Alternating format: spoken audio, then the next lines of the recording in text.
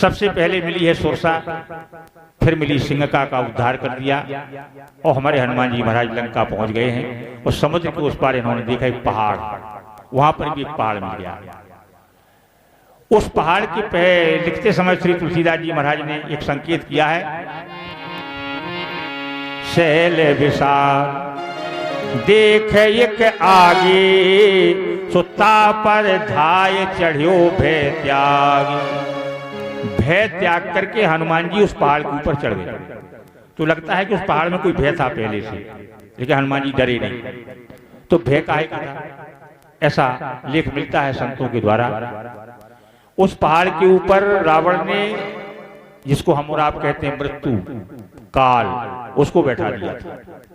काल रहता था वहां पर उस पहाड़ के ऊपर। रावण ने कह दिया था मेरी आज्ञा से, ये ध्यान रखो, काल रावण से कोई दुश्मनी के भाव से प्रवेश करे उसको समाप्त कर देना, ये रावण की आज्ञा है। तो काल भी रावण की आज्ञा को मानता था। हनुमान जी महाराज जैसे पहुंचे, काल आ गया विकराल। हनुमान जी महाराज को ललकारा। हनुमान जी ने कहा श्रीमान जी आपका परिचय। काल ने कहा मुझे काल कहते हैं। अच्छा क्या काम है भैया? काल ने कहा रावण की आज्ञा है कि अगर लंका में कोई प्रवेश करता है दुश्मनी के भाव से उसे समाप्त कर दो, मेरा काम यही है और मैं तुम्हें समाप्त कर दूंगा। हनुमान जी महाराज हंसने लगे। काल ने कहा तुम्हें मरने का डर नहीं लगता? मैं अभी हाल तुम्हें मार डालूंगा। हनुमान जी ने कहा ना, क्यों डर नहीं लगता भाई? संसार मरने को डरता है? अच्छा हम आप सर्प से डरते हैं कि मरने से डरते हैं? डर काहे का लगता है? सर्प का। अगर ये डर खत्म हो जाए कि सर्प काटने से आदमी मरता नहीं है तो कोई डरेगा फिर सर्प से? ना, मरने का डर है, सर्प से डर नहीं है। तो हनुमान जी महाराज ने कहा हमको डर नहीं लगता। काल ने कहा मरने को सब डरते, मैं अभी हाल तुम्हें मार डालूंगा। हनुमान जी ने कहा मारने से पहले हमारा परिचय नहीं पूछा तुमने, परिचय और पूछ लेते। अच्छा ठीक है, तुम्हारा परिचय क्या है? तो हनुमान जी महाराज ने कहा तुम्हें कहते हैं काल, तुम्हें कहते हैं काल, वो हमको कहते हैं महाकाल। अच्छा है कि नहीं? शंकर भगवान के रुद्र अवतार हैं, तो लिखा भी है उत्तरकांड में, कालम करालम महाकाल कालम, तो ये तो महाकाल है। तो हनुमान जी ने कहा तुम हो सिर्फ काल और मैं हूं महाकाल।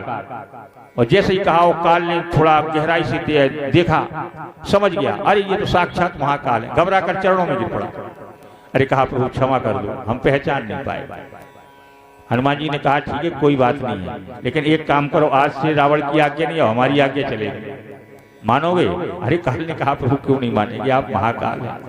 तो ये ध्यान करना है कि जब हनुमान जी के सामने काल भी चरणों में गिर जाता है, अगर हम हनुमान जी की शरण में बने रहे तो ये छोटे मोटे रोग हमारा क्या कर लेंगे, है ना? इसलिए हनुमान जी की शरण में रहने के लिए हम कहा करते हैं हनुमान जी की पूजा करो, हनुमान जी के चरणों से जुड़े रहो। तो जब काल भी जिनके सामने घबराता हो वो महाकाल है। हनुमान जी ने कह दिया काल से जब तक श्री राम जी रावण का वध न कर दें तब तक रावण की आज्ञा का पालन नहीं करना है, हमारे कहने से होगा। काल ने स्वीकार किया। अब हनुमान जी महाराज विचार करते हैं कि भाई लंका में प्रवेश कैसे किया जाए। तो हनुमान जी महाराज विचार बहुत करते हैं, और संसार में आप लोग भी जान लो, बिना विचार के कोई कार्य नहीं करना चाहिए। बिना विचारे जो करे सो पाछे पछताए, काम बिगाड़े आपनो सो जग में होते हंसाए। बिना विचार के काम नहीं होना चाहिए।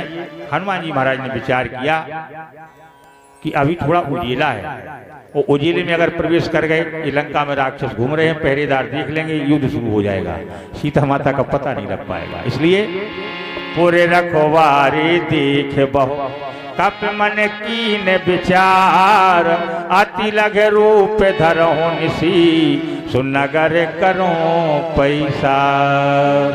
हनुमान जी ने विचार बनाया, छोटा सा रूप बनाऊंगा, अंधेरे में प्रवेश कर जाऊंगा, कोई जान नहीं पाएगा।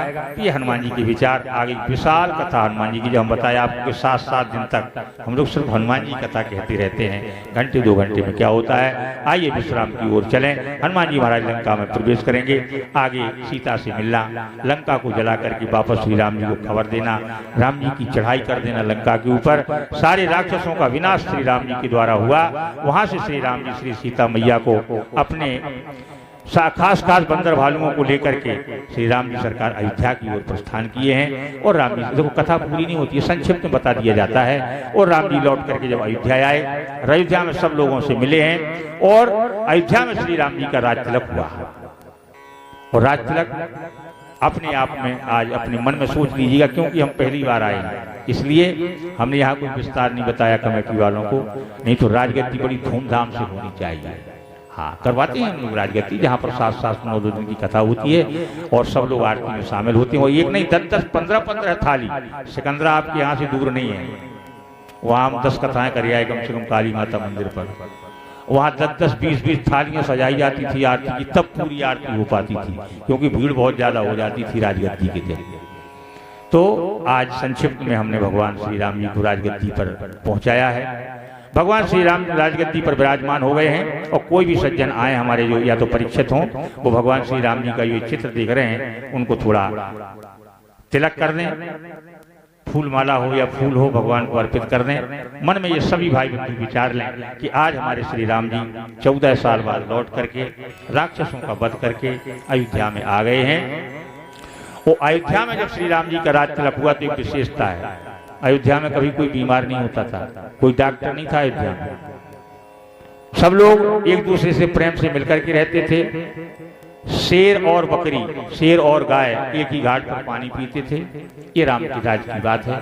तो आज भगवान से प्रार्थना करेंगे सब लोग कि प्रभु आपने अयोध्या में जाकर के राजगद्दी पर विराजमान होकर के जो अयोध्या वालों के ऊपर कृपा की, तो हमारी केसोरा गांव के लोग जितने भी भाई बंधु आए हैं और नहीं आ पाए हैं, उनको भी ऐसा नहीं उनको कह दें कि वो नहीं आए, उनके ऊपर कृपा मत करना ना, बेचारे पता नहीं किस कारण से नहीं आ पाए हैं।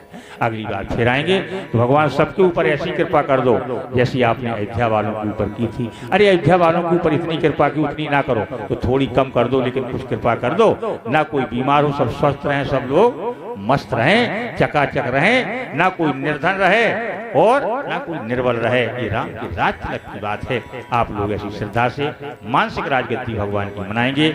हम एक राजगद्दी का भजन गाएंगे, इसके बाद नित्य आरती हो जाएगी। और जो भाई बंधु माता बहन आरती करना चाहें बड़े प्रेम से भगवान की आरती करें। हाँ।